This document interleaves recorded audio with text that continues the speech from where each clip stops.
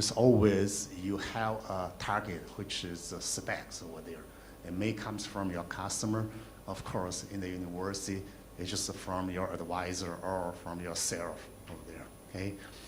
And then you do the design, and that will run through several phases over there. You have to figure out what kind of topology you are going to use, and then you select the schematic, okay? And then you start to run simulation. Let's just use the SPICE simulation as an example. So you have the device model, you run the simulation, you're working on, let's see, an op-amp over there, okay? You finish up the simulation, and this is something we call pre-simulation because this is before the layout things, right? And then you work on the layout, and the layout takes a lot of time, and you finish up, you have to do the verification. And that includes the physical verification, including the DRC, LVS, and something beyond the physical verification, the ERC or further version of the ERC, including like timing kind of things, power analysis. And then you do the extraction because every layout come up with some parasitic effect, like the metal interconnect over there, right? So you get parasitic parameter extracted, and then you run the simulation again. So this is so-called post-simulation, right? And guaranteed that your post-simulation is always different from your pre-simulation, okay? And then you have to spend a lot of time to fix the problem over there. This is really a hard part, but it's not desperate. It's not the end of life because you have the CAD tool over there. So eventually you run through the whole thing. Your post-simulation give you the result that is satisfactory. And then what do? Pretty much last step, tape out. Okay, put all the GDS data together, send it to the fab for the fabrication. So this is the whole flow for the typical IC design. So if you are not following this flow, you cannot survive in this world now, okay? But if you consider the ESD protection design, especially for those who had any experience in the industry, the typical situation is where as a circuit designer, I only care about my core circuit design. I run through the whole procedure that I just described. And then I start to consider, oh, there's a ESD requirement. The customer required 8 kilovolts ESD protection human body model. Then what do? Then I ask somebody in the company to give me an ESD solution over there. So typically in a company, there could be a few people or maybe a large group, depending upon which company you are working with. They working on the ESD protection design. They will basically give you a device structure over there and ask you just connect it to the pad or drop it on your chip, and it will work. Okay, so think about this phenomenon. It's impossible to have the ESD work perfect for your chip. Okay, but this is the situation. And you will have no simulation about the ESD behavior, and especially how this ESD structure given to you will interact with your core chip over there, okay? So there's a major something missing in this whole product design flow over there, okay? So what I want to point out here is the ESD protection design should really follow exactly the same procedure as a core IC design. We have to run simulation over there. And there are basically maybe 2 or 3 reasons for running simulation. You want to see something on the screen. I want to know the behavior over there, okay? And then I want to do the optimization. So typically after the layout, there's a lot of parasitic, there's a performance degradation, then you need to find a way to fix the thing. So this is so-called optimization, okay? And then you have to do the chip level verification, make sure everything works, or all the specs, including the ESD specs, are acceptable before you do the tape out. So we have to run the simulation.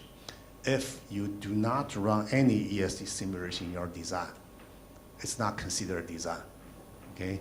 So it's probably just somebody hired to fix the shared bikes today by OFO or Mobike over there. So based on your experience, I don't consider any equations, no CAD tool, just it looks like maybe a problem, let's fix it, okay?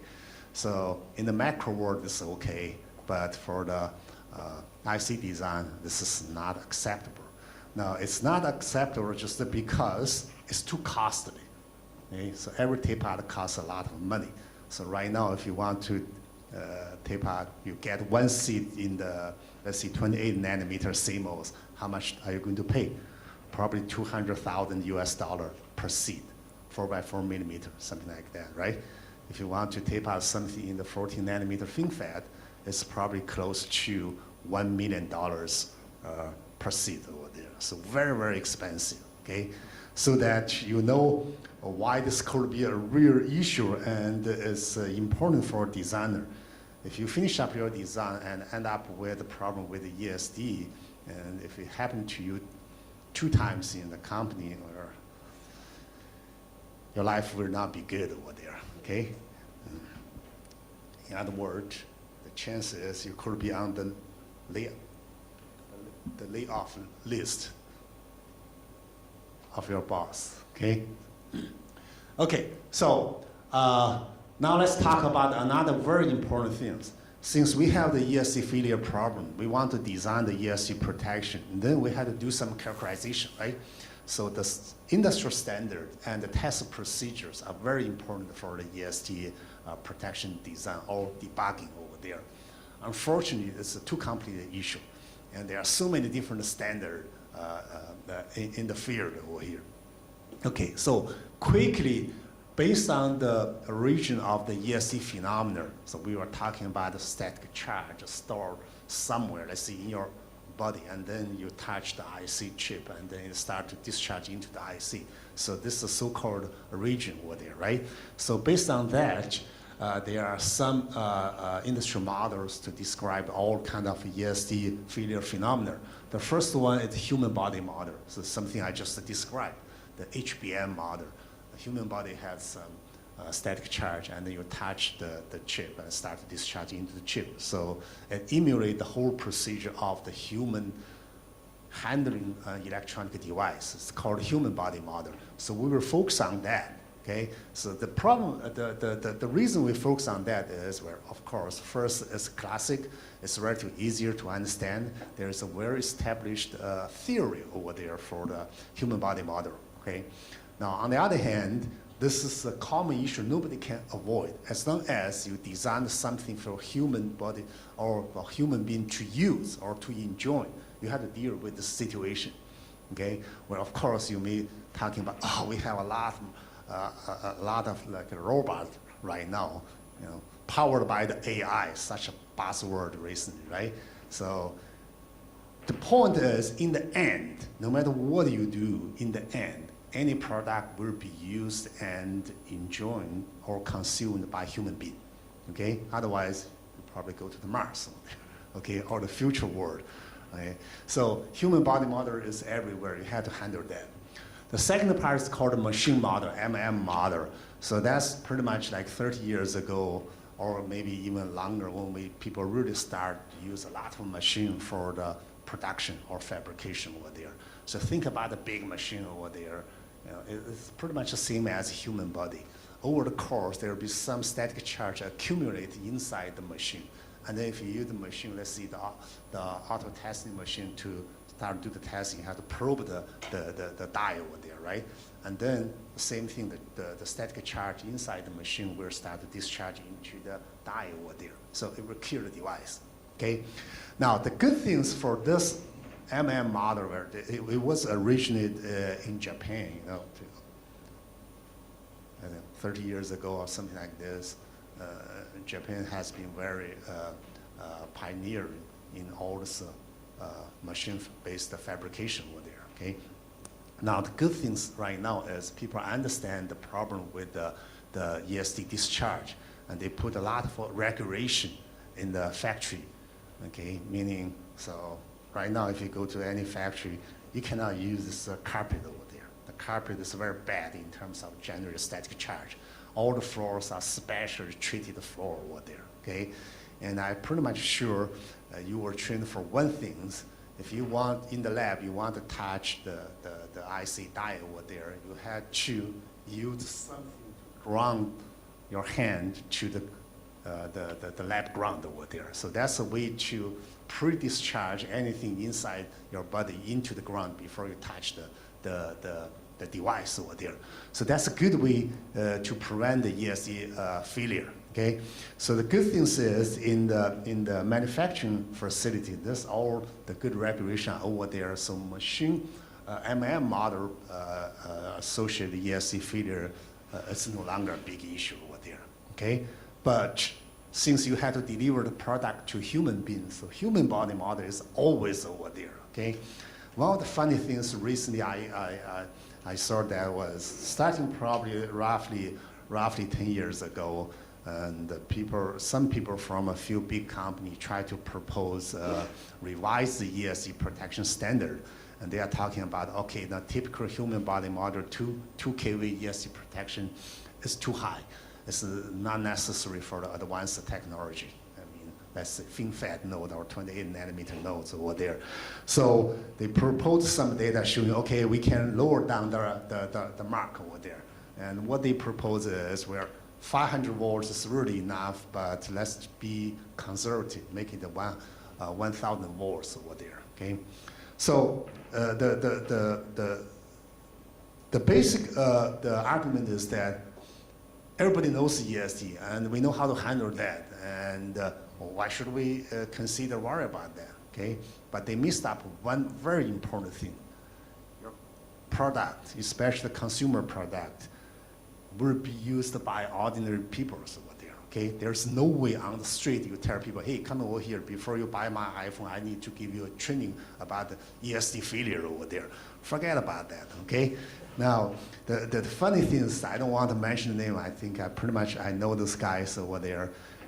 It's just a desperate situation, and the company had to deliver the IC to the system user like the Apple or Cisco over there, but they cannot qualify the ESC protection.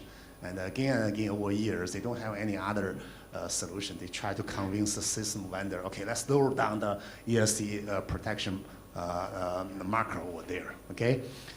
So it's pretty funny, and it's not acceptable today, okay?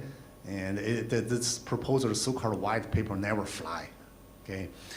We have to find a solution. On the other hand, the system company over there, even though they require the IC company to provide a good on-chip ESC protection measures, and they also have a second guide door over there. Okay, they will put the ESC protection at the system board, the PCB board, before they sell any product. Let's see the smartphone over there. So basically, they have double ESC protection guideline over there. One is on chip. This is something we are talking about here.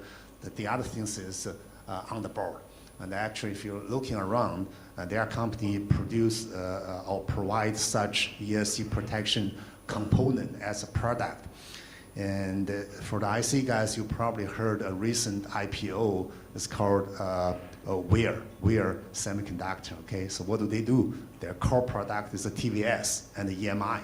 The TVS is just a system version of ESC protection. For the system level, they call it TVS. It's not TSV. The transient voltage suppressor. So it's just a ESC protection design. And every single iPhone, the smartphone, if you open it up, you probably see 20 of the TVS parts over there. Okay, so a lot of issue over there. And then you can see this design will be a challenging issue over there. Okay, so the newer version of the smartphone, the data rate is very, very high. And then if you put some ESC protection design on chip and on the board, a lot of parasitic effect, capacitance, noise over there, that will affect the smartphone performance. Okay, so I'm talking about the machine model. And the next one is very challenging. It's called a charged device model, CDM model. Okay, so this is a little different thing. So think about the IC part. And before you sell the IC part, or before the IC part delivered to your lab for your evaluation, it runs through the whole procedure. Somebody designed that, and somebody manufactured that, somebody do the packaging, and then put everything in the, let's see, the FedEx delivered to you, okay? Maybe from here or some other foundry sent out to US over there, okay? So over the course, for whatever reason, there will be static charge developed and accumulated inside the packaged device over there, okay? And then when you receive this, the device and you try to put it on the PCB board, there's a grounding over there. So the charge stayed inside or stored inside the packaged device will start discharge from inner to the outer world over there. So the same thing, there is a ESD phenomenon over there. Okay, it will generate the current pulse and the voltage pulse. It will damage your device. Okay, and one of the phenomena which is very different for CDM model versus the human body model is just look at, even though my body is not chunky but still big, but IC device could be really small. Okay, so you will see the so-called reservoir that can store the static charge is very different, which is represented by a capacitance over here. For human body model, the capacitance in the equivalent circuit is roughly 100 POF over there. And for the CDM model, typically in the standard, we are talking about less than 10 POF over there. So it's very small over there, okay? But it does not mean the CDM model is not an issue because the pulse can be extremely fast. For the human body model, we are talking about a rising time of maybe 10 nanosecond and a duration of probably 100 to 150 nanoseconds over there. But for the CDM model, we are talking about maybe 100 picosecond rising time. Okay, that means your ESD protection structure must be very, very fast. Otherwise, even though you have something to be able to suck all this static current over there, but it's too slow, okay? So this is an issue that we'll discuss a little later. Okay, there are a couple other standards, very interesting. One is IEC from the European organization. So it was developed for the system level ESD protection. Let's see, you have a computer, you have a telecommunication machine, and you probably heard something. One of the qualification procedure is you use the IEC gun to shoot the machine, and then you see whether or not it's dead. Okay, it's just the macro world version of the ESD protection. Okay, but I see probably 15 years ago, some very aggressive semiconductor companies start to use the system level ESD protection standard to qualify their IC chip. So just probably try to see, oh, my chip is tougher than yours. Okay, so this is one thing. We don't want to spend much time on that. The next one is a TLP, transmission line pulsing model. And that's very different things. All the other model, HBM, MM, CDM, IEC, they are talking about sending a ESD pulse to the IC and then see what's going on over there. Okay, so this is so-called zapping testing. So what's the zapping? They use a hammer to hit something. Okay, so that's only for the qualification because in the end you want to put some ESD protection number on your data sheet. Okay, so if you look at any IC part data sheet over there, there's always specification HBM, 2 kV, or CDM, maybe let's see 500 volts, something like this. Okay, so you need a number over there to show your customer. Okay. On the other hand, for the designer, this is really useless to you. What if you have a problem with the ESD failure or ESD protection? You want to fix the problem, and that kind of testing data from the zapping measurement does not help you anything. It only gives you the final result. There's nothing you can help you to do the debugging. Okay. But TLP can do that. TLP is something is more like an ESD emulator. And I will talk next slide. You have waveform over there. You use the TLP to produce a waveform very similar to the ESD waveform, but it's not exactly the thing. So that you can control the waveform. Typically, we're square wave over there. And then use that to stress your IC. What you are going to get is instantaneous IV behavior of the ESC protection structure in the time domain. So you have a lot of detailed information. As long as you get IV curves over there, then you understand that you know how to modify the things, the so-called optimization for your ESC protection design. So in a sense, the TLP testing is very important for the ESC protection design, debugging, and optimization, prediction, so on and so forth. So we'll talk a lot about that later on. Okay, so those are the typical industrial ESC testing method and standard. We really have to know that. Okay, so we'll only spend a little time on the human body model because it's a common ground for everybody. Okay, so this was proposed by the Department of Defense of the United States in the, I would say in the very early 1980s over there. Okay, so before consumers know this problem, the mission critical application already have big concern about that. Okay, so if you send something to the moon or to the Mars, you don't want these things being damaged by ESD on the course to the moon. Okay, and if you look at things here, the so-called equivalent circuit is more like this. This part represents how the ESC static charge are accumulated. So for whatever reason, there's some high voltage source, and gradually it generates some kind of static charge. It will be stored inside the human body, which is represented by a big capacitance. Okay? And then if the switch turns to the right, and this DOT is a device under test, where, I mean, it can be your smartphone, it can be an IC chip over there. So the charge stored inside this capacitor will start to discharge into over here. So this is where you get a big, fast voltage and current pulse running through your IC chip, and then it causes a problem. Okay, so this is the basic equivalent circuit, but it does not help much. No, because if you look at the equivalent circuit over here, there's a capacitor, there is a resistor. That means the pulse generated can be very, very fast, meaning at the time zero, it will start with a very, very big number over there. So this is reflected in this curve, okay? So this is the ESC current in the time domain over here. So I have several curves over here, but starting with the first one, the dashed line right over here, this corresponding to the previous, the equivalent circuit, because there's no inductor inside. So at the very beginning, time zero, you will see a big peak over there, okay? So now this actually theoretically causes a big issue for your ESC protection design. So what is the ESC protection? You put some ESC protection structure on your chip, which will be able to handle the transient current and the voltage. There is a timing factor over here. Even if you have a good ESC protection, that will be able to handle a lot of current and voltage transient, but the response time is zero.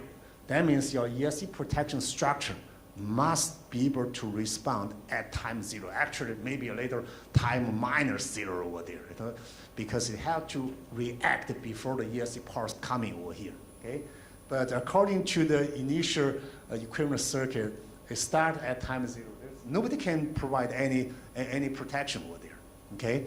But fortunately, in reality, this is not the situation. The real use for equivalent circuit is actually this one over here. Now you see there is an inductor, okay? So that means when you start to discharge from this big capacitance, it will be, the whole discharging, the flow will be deterred by the inductor.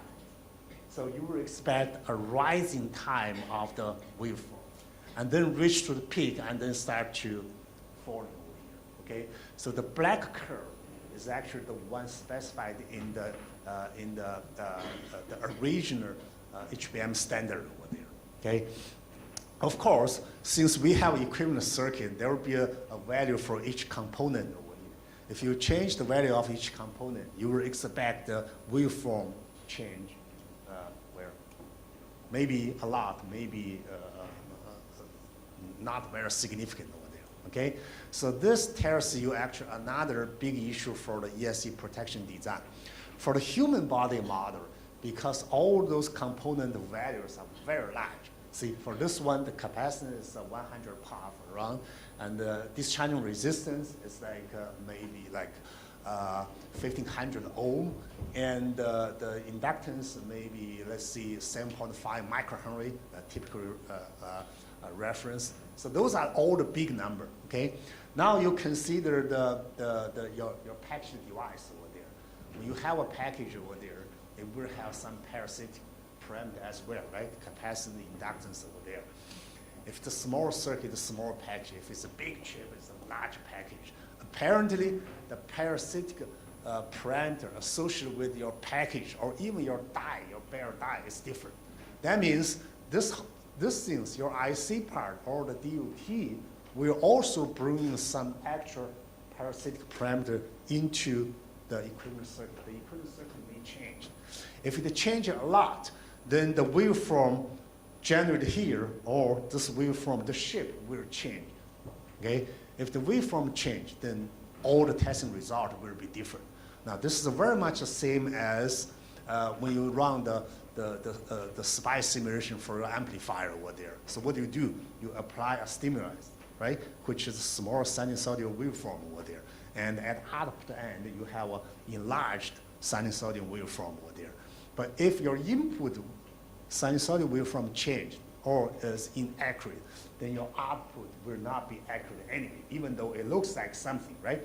So this is typically called junk in, junk out. So that requires a lot of calibration, meaning your input signal has to be accurate and your device model, the typical BC model, has to be accurate. So this is something we have to understand. It will apply to the ESD testing and simulation as well. So this tells us one thing. This equivalent circuit is useful, but the parameters are also